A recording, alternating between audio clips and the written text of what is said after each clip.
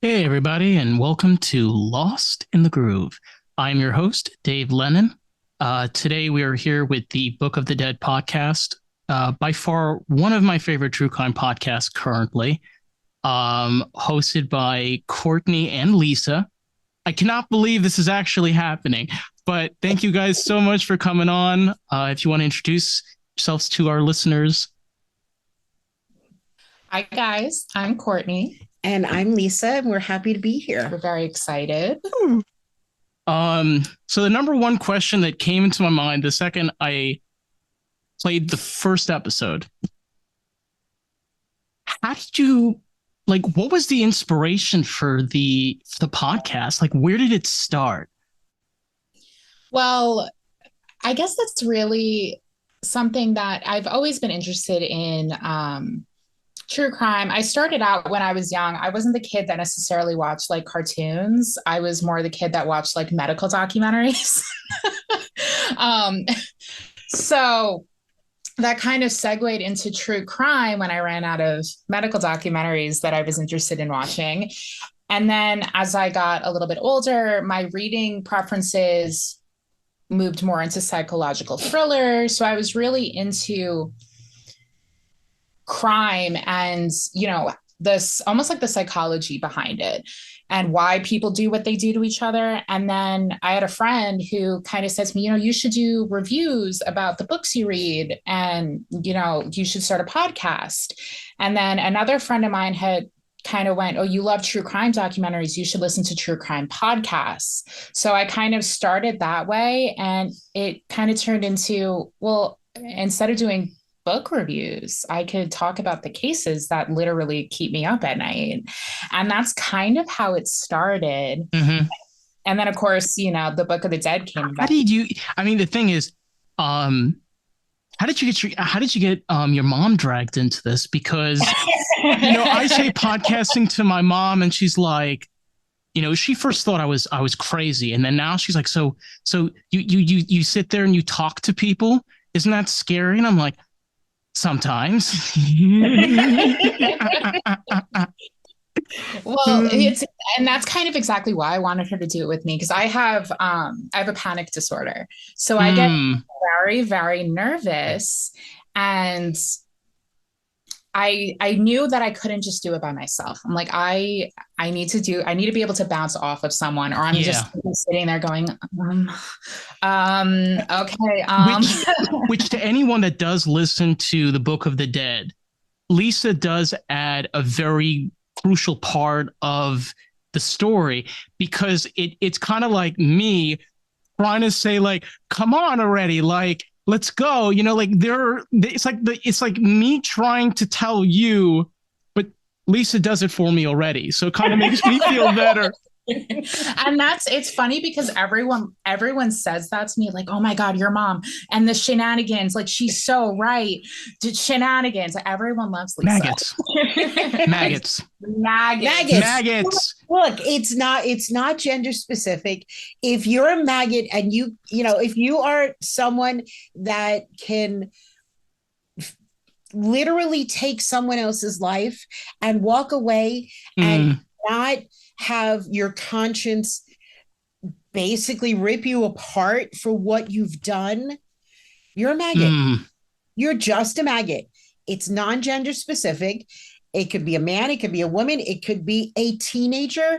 It doesn't matter, because we've covered a case where two teenagers did that whole Scream thing, that Scream movie. That is the case of Cassie Jo Stoddard. Ooh, I have to check that out. And it is like, I guess as a mom, you expect certain things from your children. You expect them, you do your best to raise them to be good citizens. And I'm sure that these parents did exactly that. But these two boys, they were teenagers. You have to, what's right and what's wrong. They're maggots. Okay. They're maggots. Sorry, you're a maggot. Okay. It's just the way it is. You're just a maggot.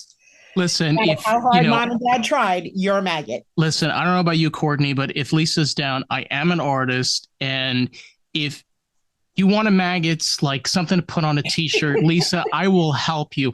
I am with you with this 100%.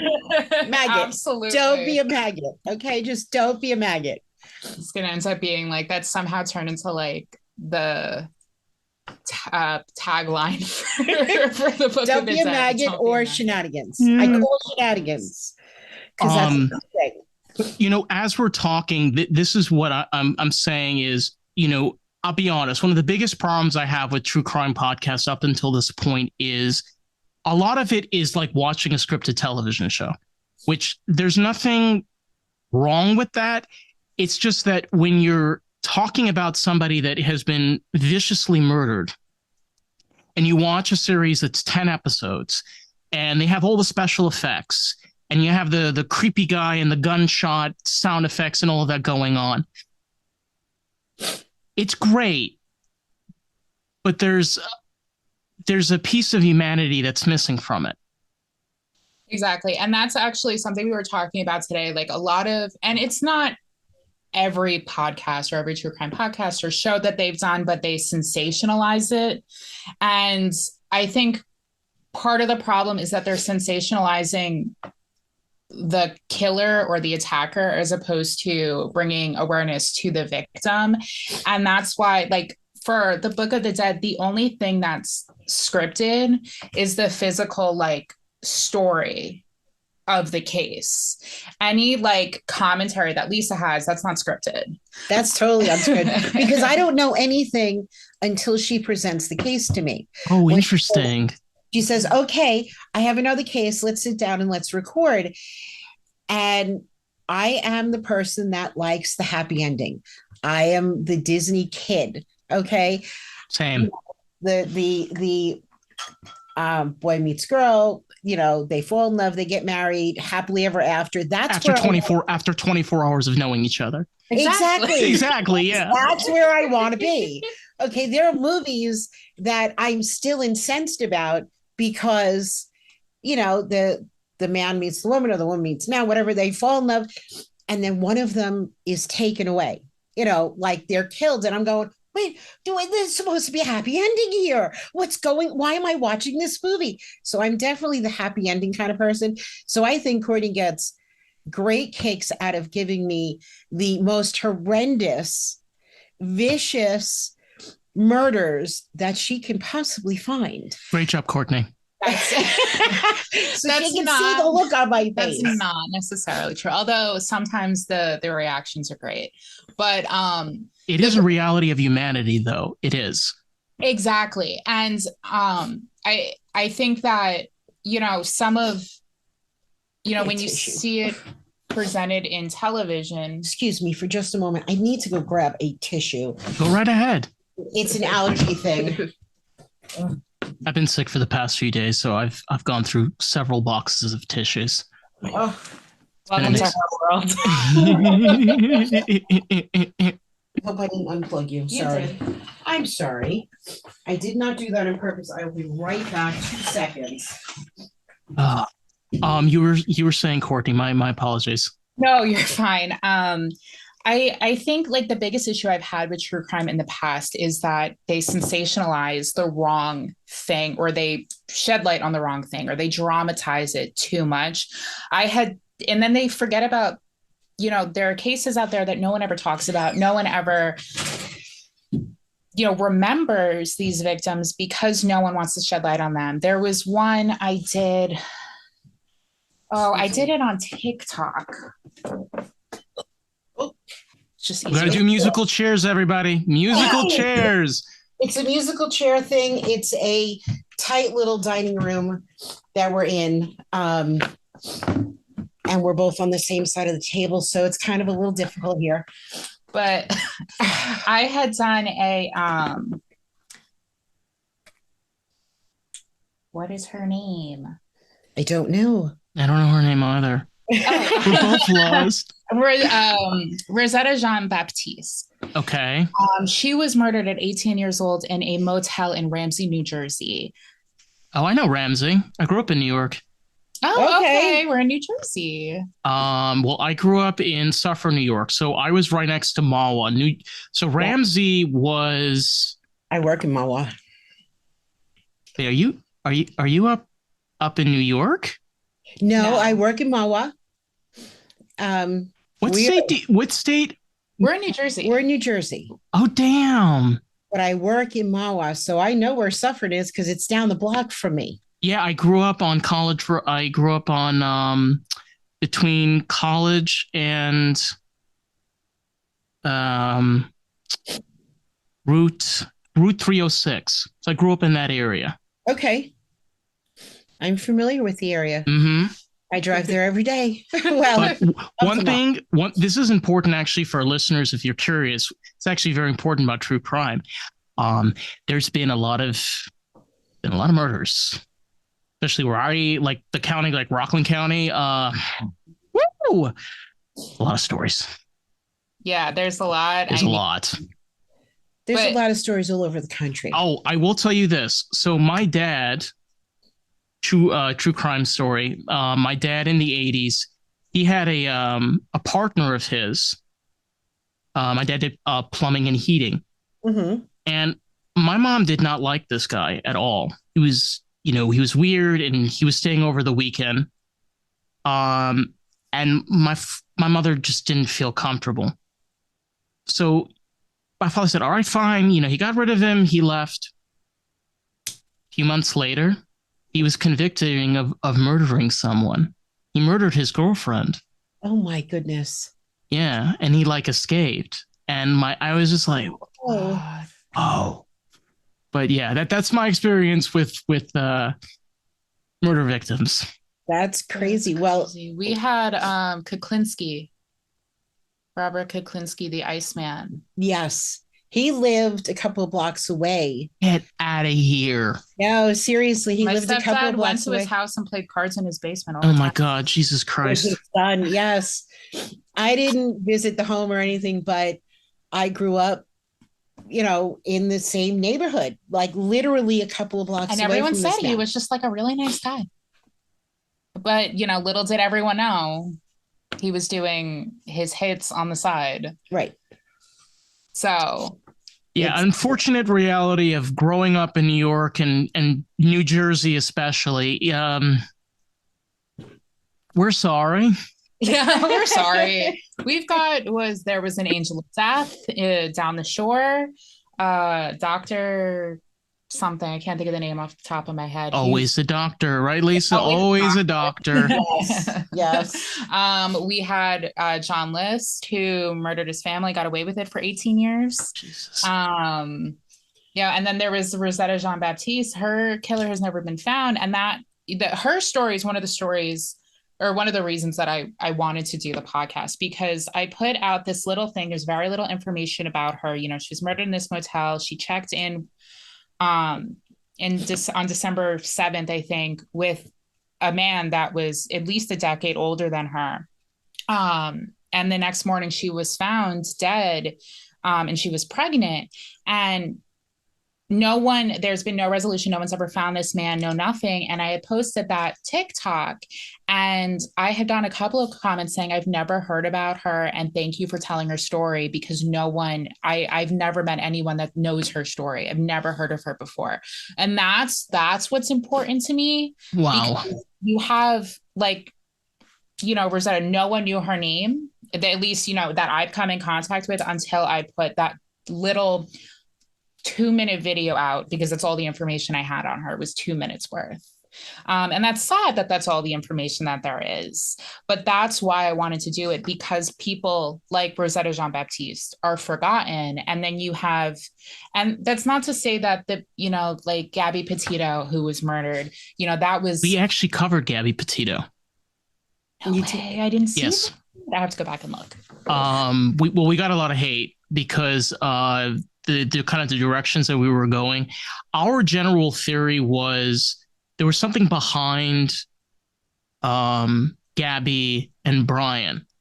And I was like, at the time, he was one of our hosts. He's no longer with us. He's alive, but he's no longer physically with the podcast. But he said he thought that there was a fear that was going on between the two of them. Okay. And that fear was what caused the whole thing to start. Like we were like suspecting that it could have been an uncle or a family member. Um, Okay.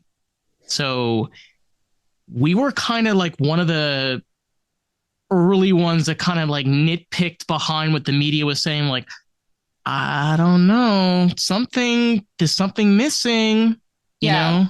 A You know, case that I'm working on for not next week, but the following week. There's a couple of things that the media had put out that I'm like, there, but why are you mentioning this? What does this have to do with anything? What does this mean? Kind of thing. So it's like trying to figure out what went on behind the scenes. Um, but yeah, like with Gabby Petito, that was such a sensationalized case because she had like that, a prominent social media following. And, that obviously, people wanted to find her and she needed, she deserved to be found. But then you have the people that the media and society kind of forget about, the people that are in sex work, a lot of times they let go me missing. ask I want to ask Lisa something on this. Okay. If you've been to New York City over the years, there were periods where it was extremely dangerous. Okay. Yes. My father speaks about the times where you couldn't go to certain bathrooms because there were people that were going to stab you in the trains. You couldn't go on certain times during the day because you could get stabbed or shot at, or somebody would ask you for.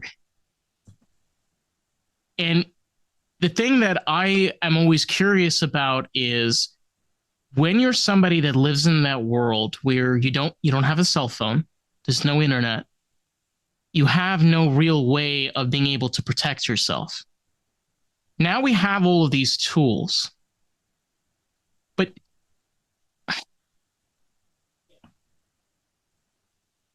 I feel that there's still the lack of awareness. And, thankfully, we have the two of you that are doing this.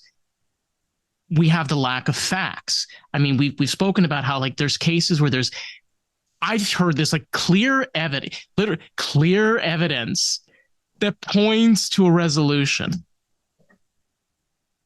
Come Yes, on. exactly. I'm calling shenanigans. There you go. Thank you. I call shenanigans. Well, look at some of the cases that we've covered, or look at some of the other true crime podcasts where there is a convicted murderer. I was listening to one the other day. Okay. Mm-hmm. And this man murdered his stepdaughter. Okay. Murdered her. And he got like no time at all. It was almost like the court said, don't do that again. That's not nice. And here you go, and you can walk away free. There's one case that I was listening to another podcast. And this is the one that I'm sitting in the car screaming at the radio like they could hear me, screaming for the injustice. Mm-hmm. This woman, she was visiting. She had her 15 or 16-year-old daughter. She was visiting a friend of hers that also had a 15 or 16-year-old son. The man comes, goes to rob them. They're going into the home. Man goes to rob them. He murders her friend, her daughter, and her friend's son. He shoots her in the face. Okay. The police, in their infinite wisdom, decided to ask her when she's at the hospital. She's obviously on painkillers. She's had surgery. She's coming out of, anesthesia and all this. And they're asking her to identify the person that did this. And she, of course, in that state, traumatized state, and all of this medication that she was given in the hospital, she doesn't identify this man. Later on, she identifies him. You want to know what he got? He got a whole whopping 10 years. So if you think about it, it's 3 years per person that he murdered and 1 year for attempted murder. And I'm going, wait a minute. What prosecutor in their right mind thought that 10 years was okay? He smelled the money. I'm going, are you serious? So I'm screaming at the radio at the injustice. And of course, the insurance companies, in their infinite stupidity, because this woman needs more surgery for quality of life, not cosmetic. She's not having, the Brazilian butt lift. It's because she was shot in the face and she needs corrective surgery so she can eat correctly, so that she can, function. And they're saying no. So not only did this man change her life drastically for the worse, but now the insurance companies are also hurting her. And I'm screaming like a raving lunatic in the car. Thank God I was by myself. But I'm screaming at the injustice. I'm going, what maggot crawled in this prosecutor's brain thinking, and he's going, yeah, this is okay. That's like, don't do this.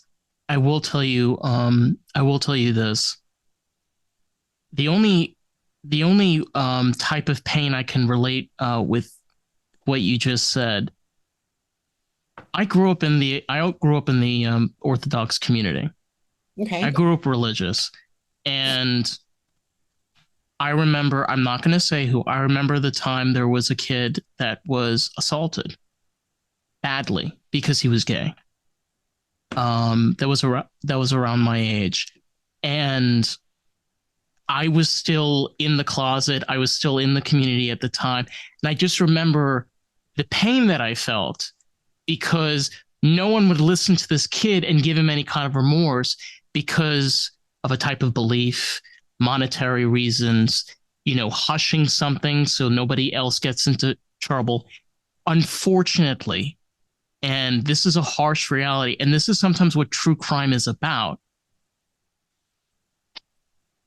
The closure is not sometimes comfortable.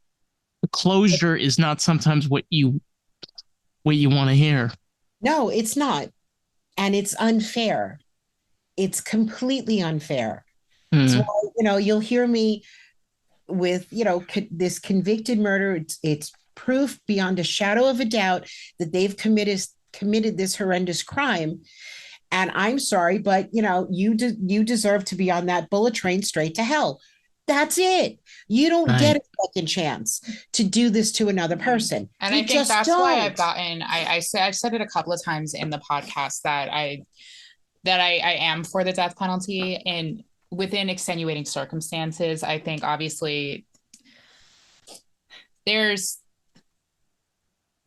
extenuating circumstances for everything. But I think if you were going to go and you were going to viciously murder or viciously attack or whatever it is, whether it's, plain old murder, whether it's a torturous murder, whether it's a hate crime, whether it's anything like that, there are things that deserve the death penalty. And I also grew up religious. I went to Catholic school, and I will never forget it. I was in Catholic school, and I was probably in 7th grade, and we were talking, it was in history class, and my teacher said something about the death penalty and who here is opposed to the death penalty, and almost everyone raised their hands. And he said, who's for the death penalty? And I was the only one that raised my hand. And I love that. Of course I get asked, well, why? Because I'm in Catholic school and, that's bad. And I said, because sometimes life in prison is not enough. It's not. Sometimes it's not enough. And they're like when we did Junko Furuta. Oh, that keeps me up at night. Only one of them got about 20 years, and that was not enough. The rest of them got 8. Not enough. They tortured her for 44 days. Whoa. Not enough. Yeah, that's also a case that keeps me up at night, because, they're in this young man's home that his parents own, that live there. And you mean to tell me as a parent that you don't hear the cries, the screams, the vicious attack that is being perpetrated on this young girl, and you do nothing about it? Nothing. And I've said this to my daughter about 1,000,000 times. I love my children. I would die for my children. But if you are doing something that vicious or like that to another human being, not only am I coming in that bedroom, but I'm getting that person help.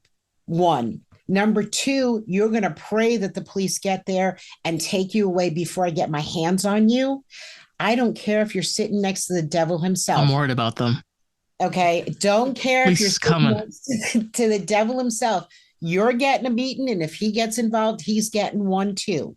Let me share something with you. My father is from Morocco, and Morocco actually doesn't have a death penalty. They have something a little bit better. They have a policy where, depending on your sentence, you either get it after 7 or 10 years. They give you a gun. So it's a life sentence in solitary confinement. Now, you depending on it, you get up to 7 years or 10 years. They give you a gun and it has one bullet. I love that. That's it. That's all they give you. And if you miss, my dad always used to tell me that as a kid, and I thought he was joking until I actually checked it up, and it is real. That's crazy. So, yeah, it is. I don't know. I guess I'm one of those people, like, there's never a good enough reason to kill someone in cold blood, to hurt someone for, because of, anything. There's just no reason. I mean, obviously self-defense is a thing, but, and besides self-defense, like, you can't, I don't like you because, of your race, your religious observations, your sexuality. Like, no, I don't fuck with that. Absolutely not. I love who you love. It doesn't matter. I tell my husband all the time that, like, I would leave him for Jennifer Tilly. If Jennifer Tilly walked up to me and said, "Leave your husband," bye. Like, and it's, who cares? And people, I mean, like I said, I grew up Catholic, and a surefire way to make sure your kids don't grow up religious is to send them to Catholic school. Like, sorry. It was the way it had to be done because of where we were living. It would have been before care, after care, and it was only half day kindergarten. And I'm sorry, Miss Smarty Pants over here, but half day was going to do nothing for you. Nothing. But so, in Catholic school, and, you grow up, there was one Black child in my school. One. But I was one of 5. I was one of 5 kids of color, and I'm not that dark. And I was one of the darkest out of the 5. But it was a very, very small school. There was in the 8th grade class, there was 7 students in it. So, like, whoa. I mean, it was really, really tiny. It wasn't like 1,000 kids, but there was, there was one Black child in that school, and you could see the racism at 5 years old, when I was 5 years old, like, that kind of thing. And it's a shame, and it's sad.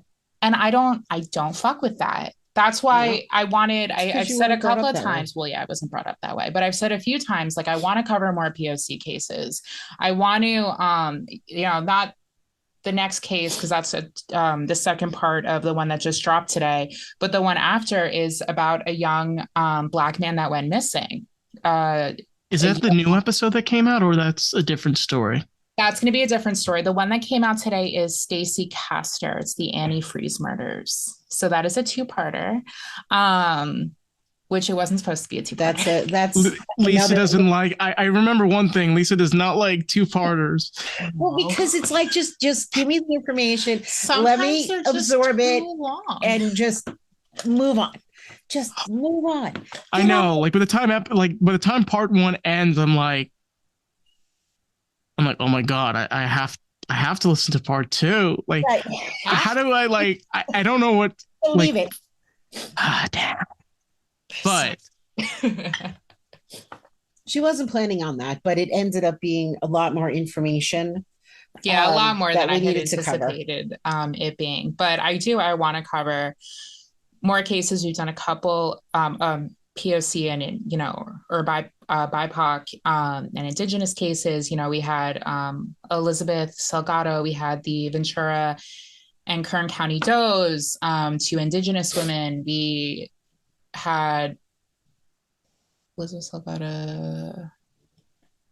We had another I don't one. know. We've done A few, like but I feel like it's important to do more because like they don't get the same attention. I know. See, that's also something that we spoke about earlier is these are cases that there's not a lot of light that's shed on them. And it's very unfortunate because we learn that some of them go unsolved for 26 years, 18, 14, 17.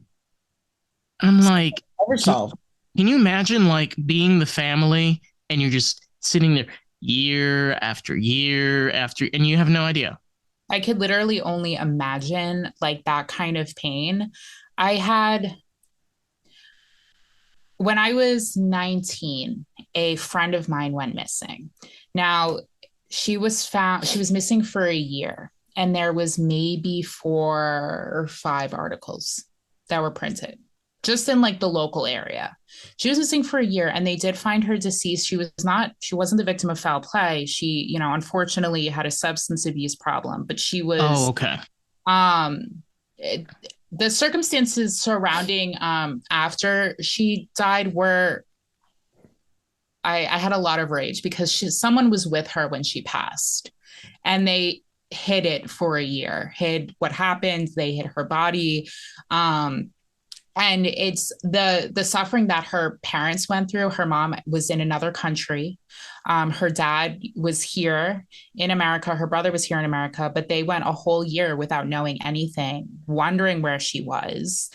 And thankfully, they found her. And that was only a year. And, as terrible as, she may not have been a victim of foul play, but, the fact that she died so young at only 18, and no one knew what happened to her for a year It's terrible.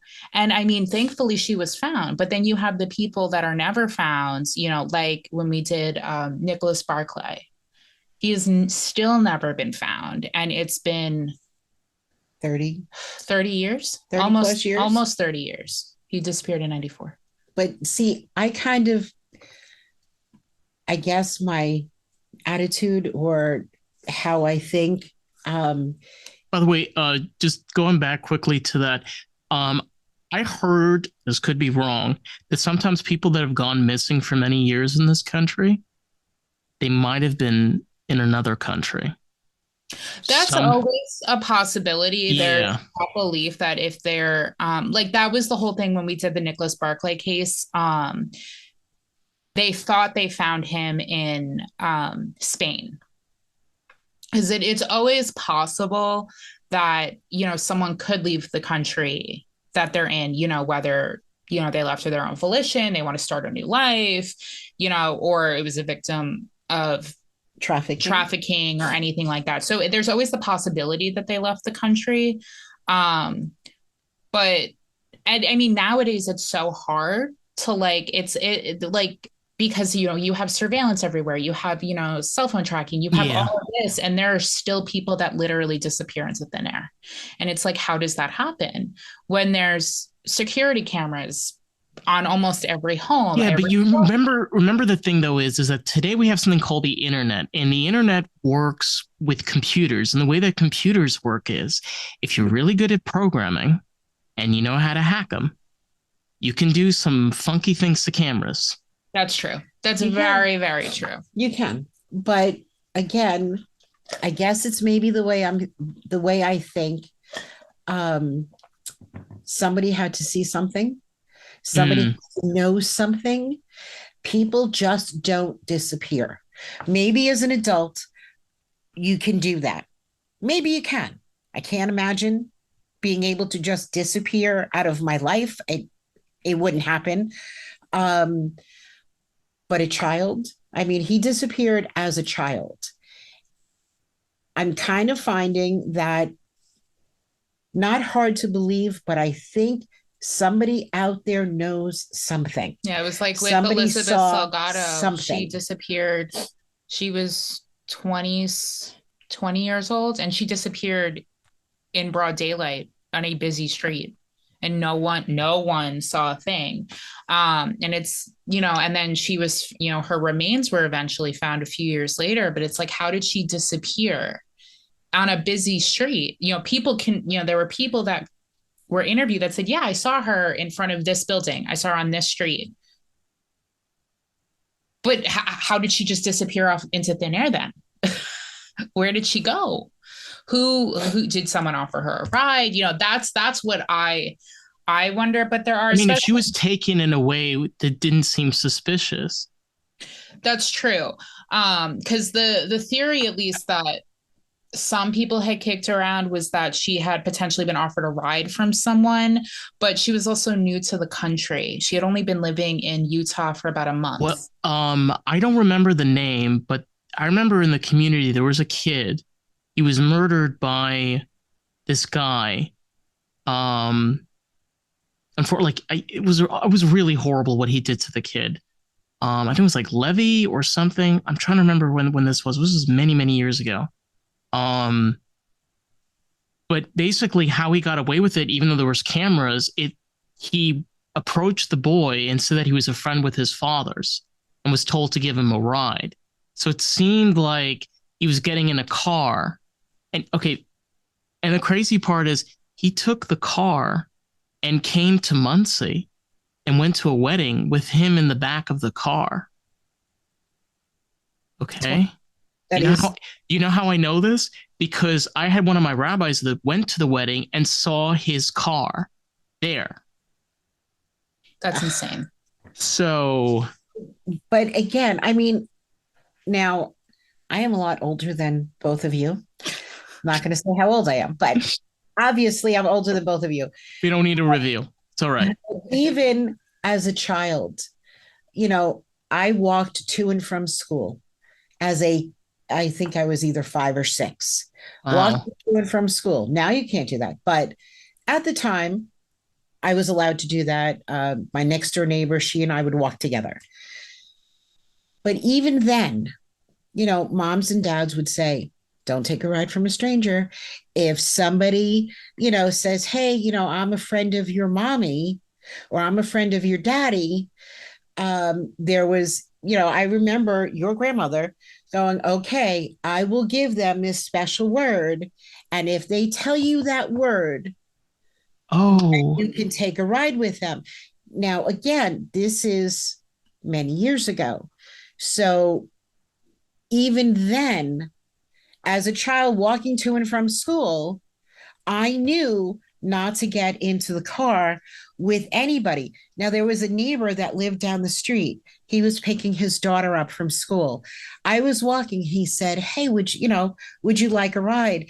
And I went, no, thank you. That's okay. And I walked home and I told my mom, and she goes, you did the right thing. She goes, yes, I know who they are. She goes, but did he, I never gave him that special word that you were allowed to take a ride from him. She's like, yes, it would have been fine if you did. She's, but because, and I was that kid that I guess followed mom and dad's rules. If she said, don't do this, I just didn't do it. If dad said, don't do this, I didn't do it because I didn't want to get in trouble. Well, I will say, I was one of those, I didn't want to get in trouble. Yes.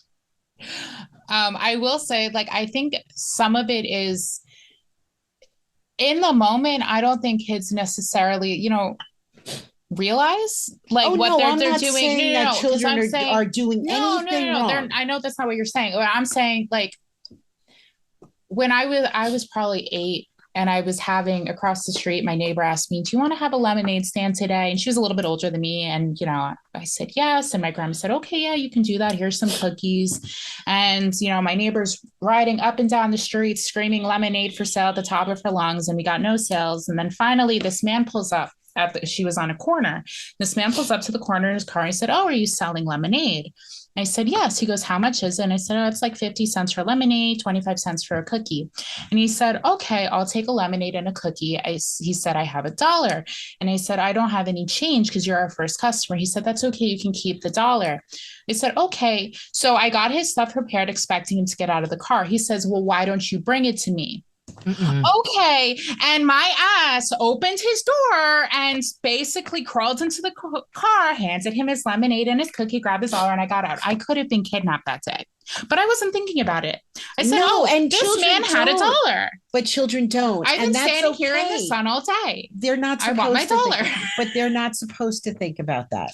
You know, they're not. It's just, as I said, you see things. I mean, how many times during the summer it could be 100 degrees out, and I'm walking into a store and I see someone in like a sweatshirt and sweatpants, and I notice that. Why? Because I'm like, geez, they're making me hot. Like here, most people are in shorts and a tank top, and I'm going, you see, thing is, sweatshirt, like, oh my God, it's hot. Listen, we're from the north. I'm originally from the Northeast, and you guys are in the Northeast. Okay, down here in Florida, it's hilarious because the Floridians think that when it's like 75 or 80 degrees, you wear a sweater, and I'm just like, I know. I've been down in Florida. Right after high school, a friend of mine and I had gone to visit her grandmother. And we were on the beach and it was a little overcast. It was, I don't know, probably 80 degrees. And we were in, the ocean, and we come out and there are people sitting on the beach in jackets and long pants. I'm going, what is the temperature of the water? And somebody said it was like 70 degrees. I said, it's like bath water. They're like, oh, it's too cold. I said, yeah. I said, I was just down in New Jersey over Memorial Day. The water temperature was 55 degrees. Okay. And everybody on the beach that day was sitting in sweatshirts. And my girlfriend and I, that again are from the Northeast, are in shorts and a tank top or, bathing suit. And likewise. We're enjoying ourselves. Yeah. Mm-hmm. Hello. But this is what, so that stands out to me. So this goes back to somebody I'm not saying in every case, but there are cases that somebody had to have seen something, has to know some information. And like that Nicholas Barkley case, it's time that you come forward. Give this family some sort of answer. I'm not going to say it's closure because they're missing a loved one. It's never going to be closure. But give the answers. Let them have those answers of what happened to their son, their brother, their nephew, their cousin, whatever it happens to be. Give that friends, give them the answers. And I think it's time. It's time. There are cases though that it's where the person did it because they were upset, they were jealous. I've said this to a friend before. There's a very big difference between serial killers and murderers. Sometimes murderers can be worse than serial killers, and that's strange because serial killers sometimes can kill dozens of people. But sometimes where murders can get worse is because it's a direct target. It's an ominous target at this person. I'm not saying either or are least painful. They're both extremely painful for anybody to go through, but that's where the strength lies in either of those types of people. 100%. Because there are cases where, you have the ones where like they're say like a crime of passion, or you have like the case we did last week, the Sherry Rasmussen case. Mm-hmm. Sherry Rasmussen was murdered by a jealous woman. A police officer, might we add. A police officer in Los Angeles. Right. Thank you, LAPD. But that is almost, I mean, it's more horrific in the sense that Sherry was murdered out of sheer jealousy. That's all it was. Stacy or Stephanie Lazarus was jealous that Sherry had the life that Stephanie wanted. Mhm. And it's somebody that was supposed to protect and serve.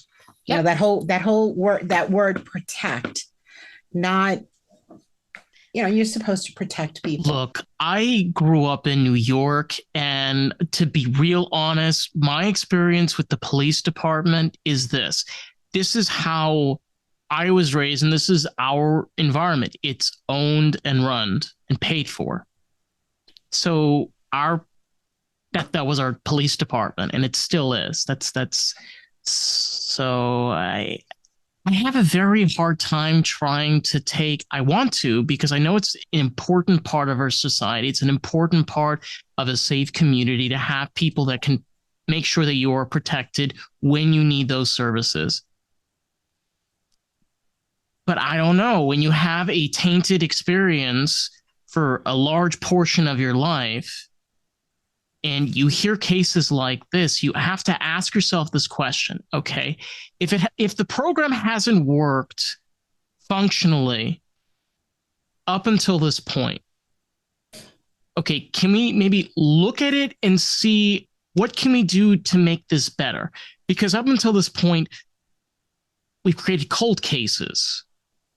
You know, we've created loopholes. We've created trash bins of money going nowhere. So I don't see any of that happening. This is the problem. Like, I I wonder to myself, like, is nobody fucking listening? You know? But there's good and bad in everything. Well, yes. Of course, I know. That's the issue. There's good and bad in everything. And one bad police officer or one bad doctor or one bad nurse, now everyone looks at all of them as being bad. I get that. I mean, my brother's a police officer. We've had police officers in our family. My uncle was a, chief of police. So like, there are good ones out there, but there are so many bad ones. And why do they get away with it? That's like why. I know why. But no. Because of the program. But it's also, there's a lot when you speak about a bad somebody. If you're speaking about the police, they lose the fact that they're supposed to uphold the law, not be above the law. Mm-hmm. I think some of them lose that distinction between upholding the law and being above it. And that's what drives me crazy. You drive in New Jersey. If it's raining, you have your windshield wipers on. You have to have your lights on. Yes. How many times have I passed a police officer that is not doing that? Exactly. Yeah. On the New Jersey Turnpike all the time. I know. How many times do you pass a police officer that has their cell phone in their hand? Or they turn on their sirens so they can go through a red light and after they turn it off. So, I mean, and yeah, those are little things, quote unquote. But, then you have the ones like Stephanie Lazarus that used her training as a police officer to not only murder a woman, stage the crime scene, but then get away with it for 26 years, probably tampered with evidence, probably used her power to have evidence removed just because she was a police officer. And it was a very simple thing to say, hey, can you sign out this evidence for me? I need it for something. So can you go sign it out for me? And then it disappears, kind of thing. For a few years, yeah. For 14 years. Yeah. Exactly. So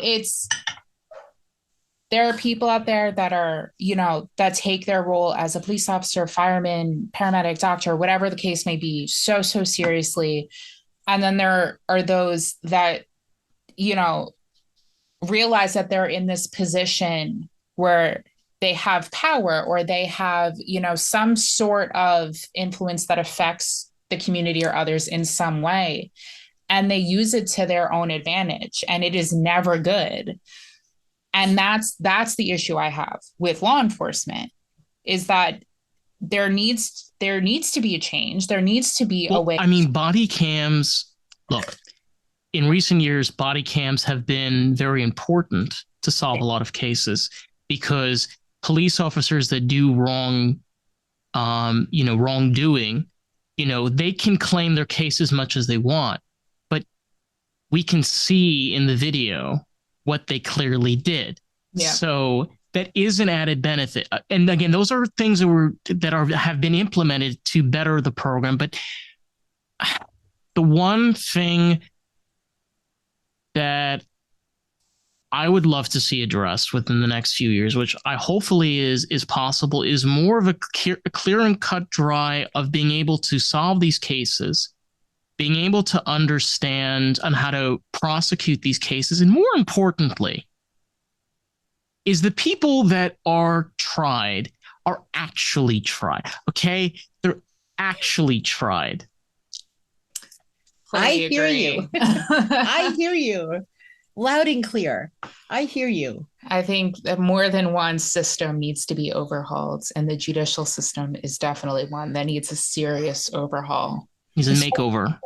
Yeah. Yeah. Especially for those ones that go, oh, gee, let me give you a timeout for a couple of years and I'll let you go. And then you can just go or and be a menace to society again. Convicted for, for nothing, or wrongfully accused and incarcerated for, they're the ones that ends up getting, the triple, quadruple life sentences, and they didn't do anything. Right. I have issues with that one too. Mm-hmm. Especially, unfortunately, of some people from some groups that get thrown into prison because of, cannabis or possession or something. And 25 years. Oh my God. 25 years? Yeah. And someone who murdered 3 years. And someone who murdered 3 people and attempted murder on another one gets out in 10. Where is the justice in that? There is no justice. Mm-mm. No, absolutely none. I'm sorry. It's just, again, it's that raw reaction to what I view as complete, you drop the ball here.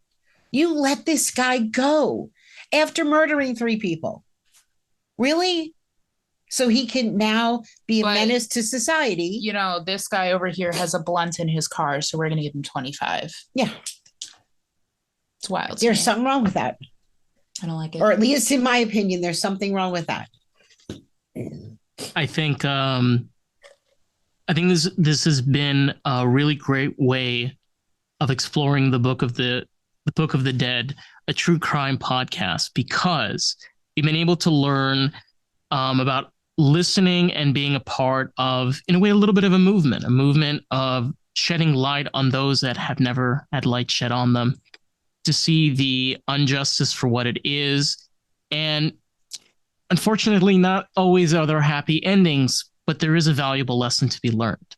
So, do you want to give out any socials, where people can find you? So you can find us, obviously, the Book of the Dead, wherever you guys listen to podcasts. You can also follow us on Instagram at Book of the Dead Pod. You could follow us on TikTok at the Book of the Dead Pod. Whoa. Yeah, wow. Mm-hmm. All over the place, all over. Well, that has been Lost in the Groove. Be sure to check out the podcast at Lost in the Groove Pod. We are on Facebook, TikTok, Instagram, YouTube, honey. We are all over the place. We love you, guys and gals, and all you non-binary people. Be sure to check us out on the next episode. We'll hang out just a little bit, and all right. Take care, everybody.